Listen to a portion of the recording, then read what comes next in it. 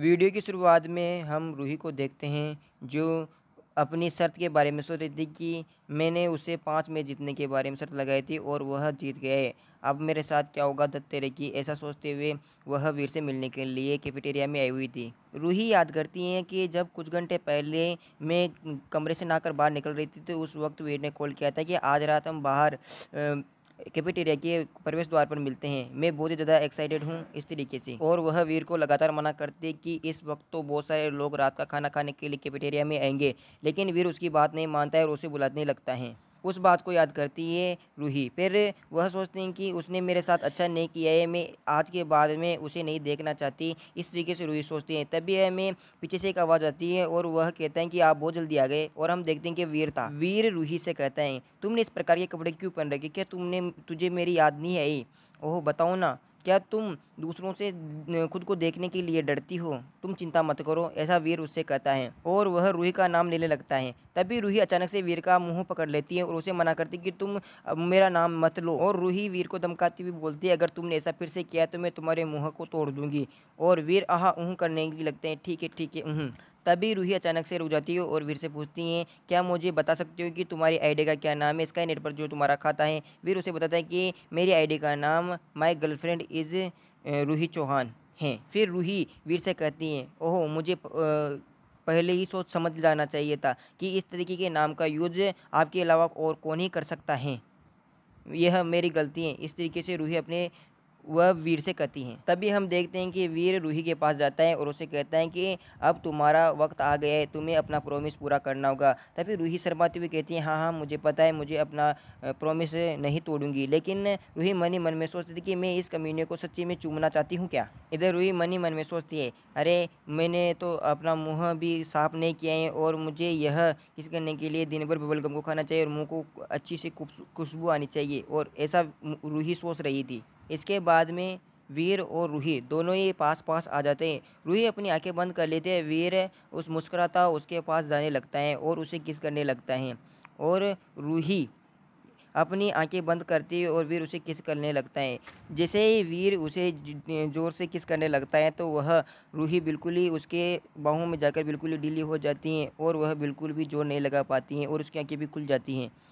और तभी वहाँ पर हम प्रज्ञा को देखते हैं और उसकी सहेलियों को देखते, जो वीर और रूही को किस करते हुए देख लेती हैं और उन्हें एकदम ही रोकने लगती हैं। तभी वीर अचानक से ही रूही को एक दीवार के पास लाकर खड़ा कर देता है और रूही को कहता है कि क्या तुम्हें नहीं लगता उनमें से तुम्हारी एक सहेली है प्रज्ञा, तुमने उसे नहीं पहचाना क्या? आप उसे हेलो नहीं बोलोगे क्या? तभी रूही उस मन ही मन में करती है, हे भगवान मुझे क्या पता रूही प्रज्ञा ने देखा है या नहीं देखा है। इसी तरीके से वह अपने दिमाग में सोच रही थी। तभी हम देखते हैं कि रूही की जो सहेलियाँ थी वह बातें करती हुई उन्हें वीर और रूही को सुनाती हुई कहते हैं कि इसके बारे में परिसर में बताना चाहिए। जब प्रज्ञा और उसकी सहेलियाँ दूर जाने लगती हैं तो वीर रूही से कहते हैं कि तुम तो मेरी प्रेमिका हो, तुम मुझसे दूर क्यों जा रही है? तभी रूही उससे शर्माती हुई कहती है, कमीने तुम मुझसे दूर रहो, ठीक है ना?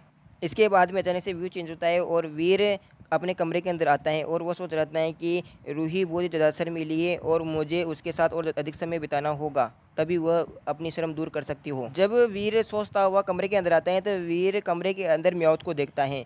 म्याऊत को देखने के बाद में वो सोचता है कि ये तो सीक्रेट लेवल की, सीक्रेट रैंक की बन गई है म्याऊत। उसकी म्याऊत जो इवोल्व हो चुकी थी उसे देखकर वीर एकदम ही शॉक हो जाता है।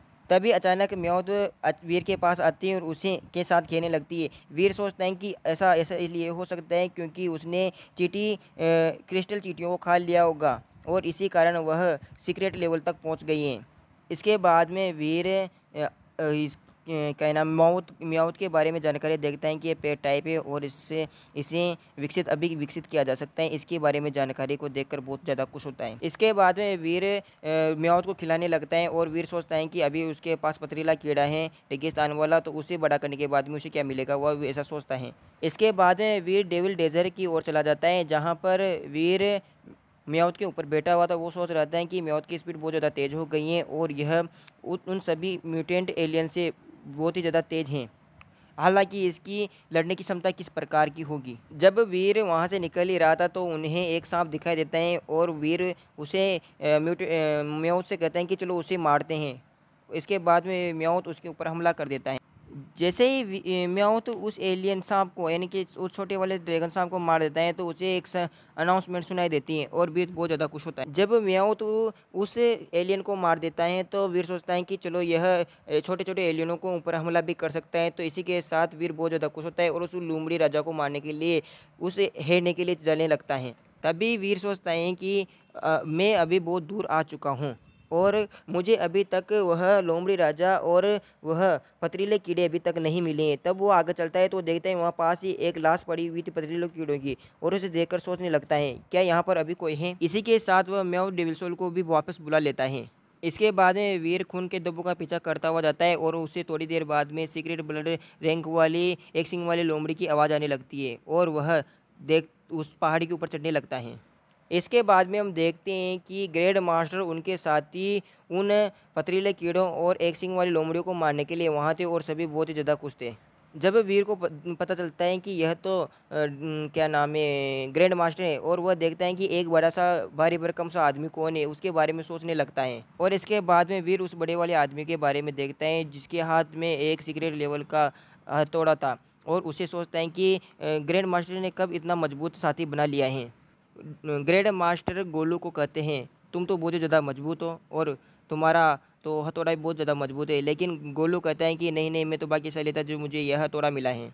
इसके बाद में ग्रैंड मास्टर और उनके सभी साथियों के सामने वह एक सिंग वाली लोमड़ी आ जाती है। उसे देखकर ग्रैंड मास्टर उसे कहता है कि तुम मेरे सामने आने की हिम्मत करते हो और मैं तुम्हें मार दूंगा, तुम मेरे हाथों से नहीं बच सकती हो, ऐसी धमकी देता है। जब ग्रैंड मास्टर उस लोमड़ी के पास जाता है तो वो सोचता है कि यह तो बहुत ही ज़्यादा कमज़ोर है, सीक्रेट लेवल का इतना कमज़ोर एलियन मैंने पहले कभी नहीं देखा है, मैं तो इसे बहुत ही आसानी से मार दूंगा। वीर को याद आता है कि यह जो लोमड़ी है बहुत ही ज़्यादा चालाक है और उसे यह भी पता है कि यह सीक्रेट फॉक्स है ना, यह इतनी आसानी से ग्रैंड मास्टर की झांसे में नहीं आ सकती, वो उसे बेवकूफ़ जरूर बना रही होगी, ऐसा सोचता है।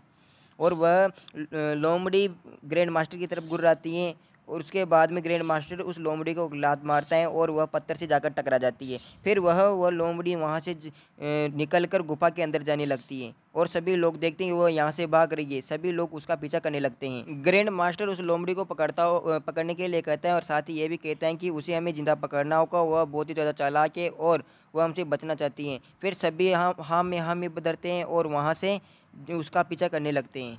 लोमड़ी का भागता देख वीर सोचता है कि जैसे कि मैंने आशा की थी वह लोमड़ी ने उसी प्रकार का काम किया है, और चलो देखते हैं कि ग्रैंड मास्टर उस लोमड़ी को कैसे मारते हैं। इसी के साथ ये एपिसोड खत्म होता है। अगर आप ऐसे एपिसोड और देखना चाहते हो मेरे यूट्यूब चैनल को सब्सक्राइब करें, लाइक करें, कमेंट करें, शेयर करें और 1K सब्सक्राइब जरूर करवा देना दोस्तों।